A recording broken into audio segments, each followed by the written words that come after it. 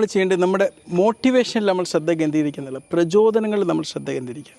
എന്നെ സംബന്ധിച്ചോളം എനിക്ക് വെയിറ്റ് കൊടുക്കാൻ പ്രചോദനമായത് പലരും എൻ്റെ ഫിറ്റ്നസ്സുമായി ബന്ധപ്പെട്ട വീഡിയോകളിലിട്ട തെറികളാണ്.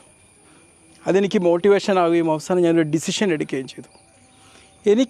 ഞാൻ ഇത്തരം പോസ്റ്റുകൾ ഇടുമ്പം അതിൻ്റെ പരിഹാസ്യങ്ങളിൽ വേദനിപ്പിച്ച മനുഷ്യർ, അവർക്കത് വേദനിപ്പിച്ചപ്പം അവരും പറഞ്ഞൊരു അഡ്വൈസിനനുസരിച്ച് അല്ലെങ്കിൽ ഞാനത് ഉപേക്ഷിക്കേണ്ടി വരും.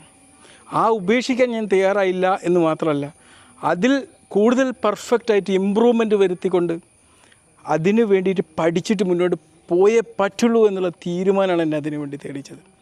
നമ്മളും ഒരു തീരുമാനം എടുക്കുക, നമുക്കൊരു പ്രചോദനം, ഒരു മോട്ടിവേഷൻ ഉണ്ടാക്കുക. വെറുതെ അങ്ങോട്ട് വ്യായാമം ചെയ്യുകയോ വെറുതെ അങ്ങോട്ട് രുചിയുള്ള ഭക്ഷണം ഒഴിവാക്കുകയോ ചെയ്യുക എന്നതിനേക്കാളുപരി അതിന് വേണ്ടിയിട്ടുള്ള ഒരു പ്രചോദനം നമ്മൾ ആദ്യം ഉണ്ടാക്കണം. അത് നമ്മൾ ഒരു ലക്ഷ്യമായിട്ട് നമ്മൾ പറ്റുമെങ്കിൽ ഒരു പേനയും പേപ്പറും എടുത്ത് എഴുതി വെക്കുക.